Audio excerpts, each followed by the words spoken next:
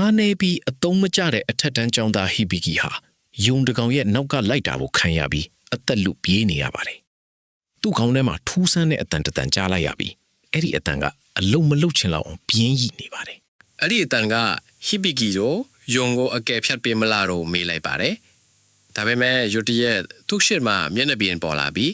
အဆွဲပါတဲ့ယုံသားဟာစားသုံးလို့ရတယ်လို့သိလိုက်ရပါတယ်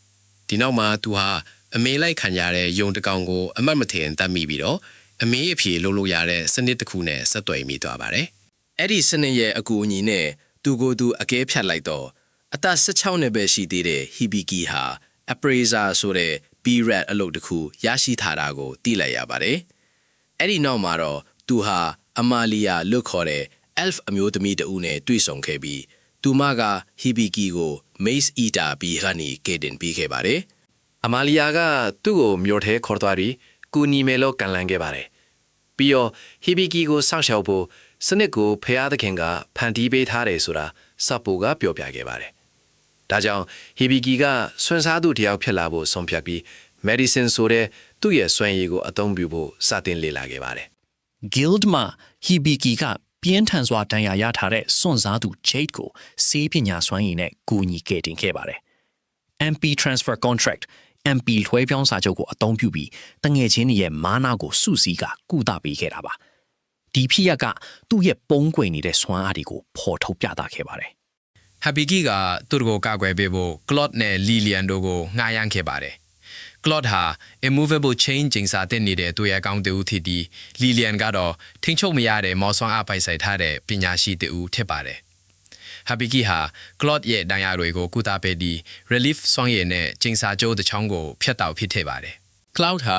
ဟီဘီကီရဲ့လေ့ကျင့်ခန်းစွမ်းရည်ကိုမြင်တဲ့အခါဖျားသခင်ကပေးရထားတဲ့အစွမ်းထက်တဲ့စွမ်းရည်တစ်ခုဖြစ်တာကိုသိရှိသွားပါတယ်။ဒါအပြင် Lillian ရဲ့ Raging Century စွမ်းရည်မှာမှားယွင်းမှုအတွက် Magic God က Vin လို့ခေါ်တဲ့မော်စာအုပ်ကြောင်လေးကိုပို့ပေးခဲ့ပါတယ်။ Vin ဟာမော်ပညာကိုတင်ကြားပေးဖို့လာရောက်ခဲ့ပြီးမှ Cloud ကတော့သူ့ကိုဟီဘီကီရဲ့အာယုံဆိုင်မှုကိုခိုးယူသွားတဲ့အတွက်မနာလိုဖြစ်နေခဲ့ပါတယ်။ဟီဘီကီဟာအိမ်တွင်းမော်ပညာနဲ့မြားပစ်လေ့ကျင့်ရမှာခက်ခဲနေချိန်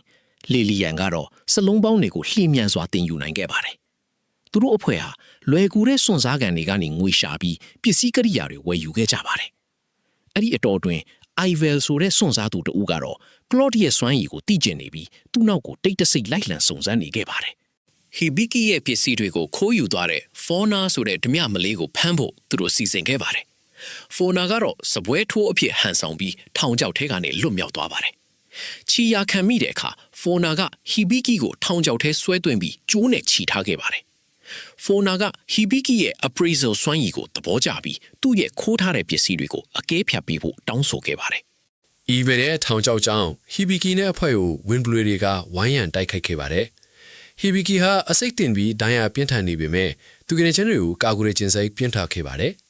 ဒီလိုဆုံးဖြတ်ချက်ကြောင့်သူ့ရဲ့အလုတ်အဆင့်ကအဆင့်9ကနေအဆင့်15ကိုတက်သွားခဲ့ပြီးဟိုက်ပါကူထုံးနဲ့မြင့်မြတ်သောသားရဲကိုစင့်ခိုခြင်းစွမ်းရည်တွေကိုရရှိခဲ့ပါတယ်။ ဟီဘီကီကဗန်ရဲ့အစစ်အမှန်ပုံစံဖြစ်တဲ့လက်စီးနဲ့တာရဲ့ဗနာဇီလီယန်ကိုစင့်ခေါ်ခဲ့ပါတယ်။သူဟာဆေးဖျားသခင်ရဲ့လန်ထန်ကိုလည်းအသုံးပြုနိုင်ခဲ့ပြီးဝိညာဉ်များပစ်စွမ်းရည်ကိုရရှိခဲ့ပါတယ်။နောက်ပိုင်းမှာဟီဘီကီရဲ့ညံအလင်းပွင့်မှုကြောင့် Cloud ရဲ့စွမ်းအားတွေပြန်ရလာပြီးစင်ဝန်ဘလွေကိုအနိုင်ယူက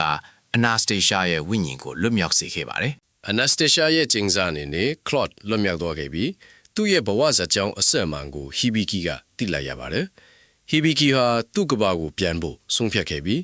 Lillian နဲ့ Claude တို့ကိုလည်းခေါ်တော့ဖို့ယူရထားပါတယ်။ Northern Dungeon ကိုဖျက်ဆီးပြီး Petito Dinus မြို့ကိုခရီးစတင်ခဲ့ကြပါတယ်။